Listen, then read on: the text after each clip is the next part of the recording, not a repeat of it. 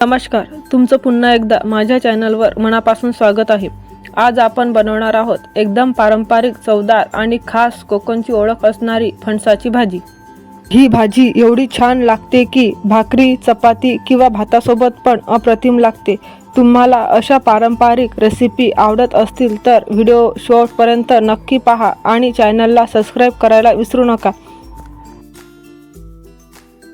सर्वात आधी आपण इथे फणस छान धुवून घ्यायचा आहे। मी इथे हे 500 ग्रॅम फणस घेतलेला आहे। फणस कापताना हाताला चिकटतो म्हणून हाताला आणि चाकूला तेल लावून घ्यायचे। फणसाच्या साली काढून त्यातला कडक भाग वेगळा करायचा। हा फणस मी मार्केटमधूनच कापून आणलेला आहे। नंतर एका कुकरमध्ये धुतलेला फणस घालून घेणार आहे आणि त्यामध्ये थोडीशी हळद, मीठ आणि पाणी घालून एक शिट्टी देऊन उकळून घेणार आहे।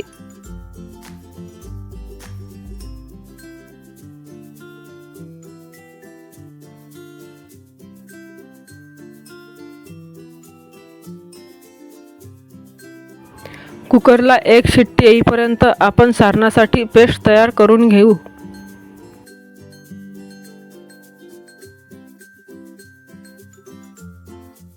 मी इथे एक मोठ्या आकाराचा कांदा कापून घेतलेला आहे।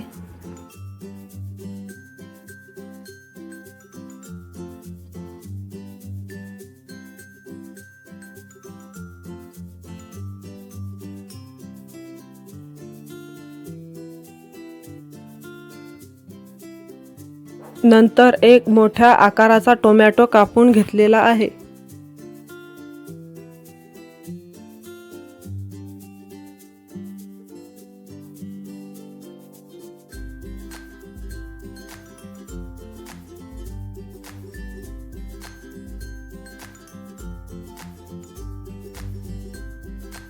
आता आपण जो कांदा कापून घेतलेला आहे तो कांदा आपण इथे छान गोल्डन ब्राऊन कलर येईपर्यंत परतून घ्यायचा आहे।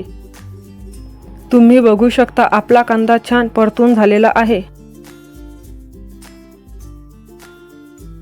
आता त्याच कढईमध्ये आपण थोडंसं खोबरं परतून घेणार आहे। खोबऱ्याचे असे छोटे छोटे काप करून परतून घ्यायचे आहे। आता एका मिक्सर भांड्यामध्ये मी भाजलेले खोबरं, कांदा, लसूण, जिरं, टोमॅटो आणि आलं घालून छान पेस्ट करून घेणार आहे।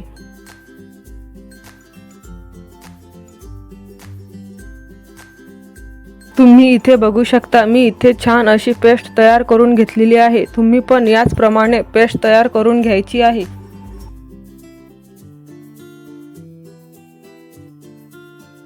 आता इकडे आपल्या कुकरला पण एक शिट्टी झालेली आहे। आपण कुकरमधील सर्व वाफ निघून गेल्यावर त्यातील फणस एका चाळणीमध्ये काढून घेऊ, जेणेकरून त्यातील सर्व पाणी निथळून जाईल। एका 10 मिनिटांमध्ये यातील सर्व पाणी निथळून जाणार आहे।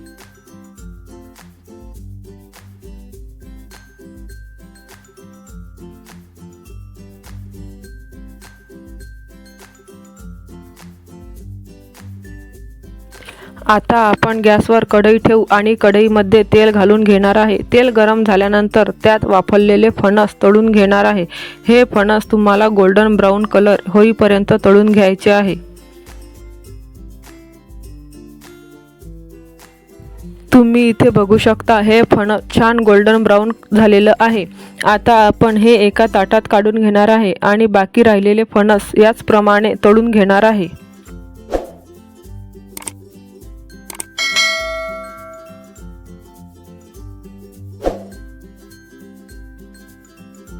आता त्याच कढईमध्ये आपण थोडंसं तेल घालून घेणार आहे।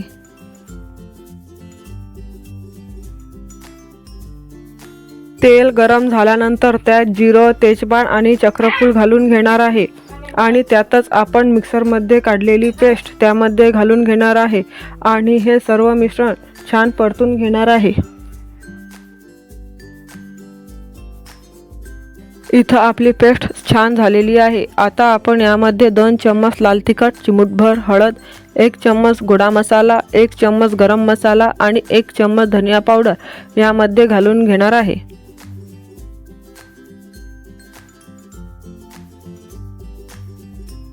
आणि हे सर्व मिश्रण चम्मचच्या सहाय्याने एकजीव करून घेणार आहे।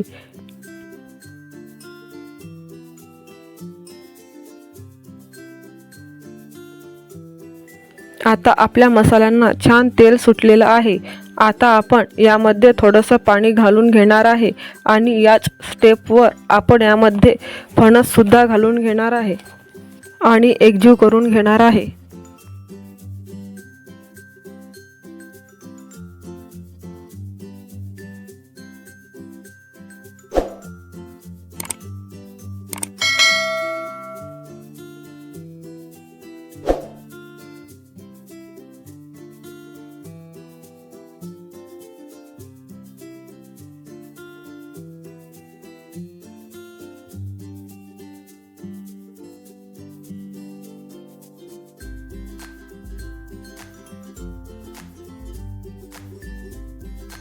नंतर तुम्हाला लागेल तेवढं पाणी त्यात घालून घ्यायचे। मी इथे 2 ग्लास पाणी घालून घेतलेले आहे।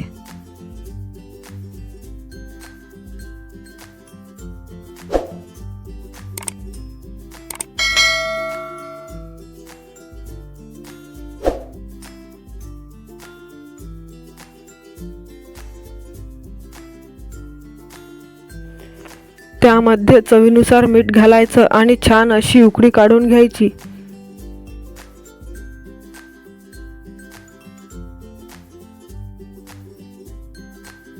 तुम्ही बघू शकता इथे छान अशी उकळी आलेली आहे। याप्रमाणे आपली फणसाची भाजी बनून तयार झालेली आहे। तर मग अशी तयार झाली आपली झणझणीत, सुगंधी आणि अगदी घरगुती चवीची फणसाची भाजी। खमंग फोडणी, मसाल्यांचा दरवळ आणि फणसाची मऊ रसाळ टेक्स्चर एकदम परफेक्ट कॉम्बिनेशन आहे ना। ही भाजी गरमागरम भाकरीसोबत, चपातीसोबत किंवा अगदी वाफाळत्या भातासोबतही भन्नाट लागते। खास करून पावसाळ्यात किंवा सणासुदीला तर तिची चव दुप्पटच वाढते। फणस म्हणजे फक्त फळ नाही तर आपल्या पारंपरिक स्वयंपाकघरातला एक खास खजिना आहे। योग्य मसाले आणि प्रेमाने बनवली तर साधी भाजीही किती खास बनते हे आज आपण पाहिलंच। जर तुम्हाला ही रेसिपी आवडली असेल तर व्हिडिओला नक्की लाईक करा, आपल्या मित्र मैत्रिणींना आणि कुटुंबियांना शेअर करा आणि अशाच पारंपरिक चविष्ट रेसिपीसाठी आपल्या चॅनलला सबस्क्राईब करायला विसरू नका। तुम्ही ही भाजी करून पाहिली तर कमेंटमध्ये नक्की सांगा कशी झाली ते। तुमच्या प्रतिक्रिया वाचायला आम्हाला खूप आवडतात। पुढच्या व्हिडिओमध्ये आपण भेटूया आणखी एका भन्नाट, सोप्या आणि चविष्ट रेसिपीसोबत। तोपर्यंत खुश रहा, चविष्ट खा।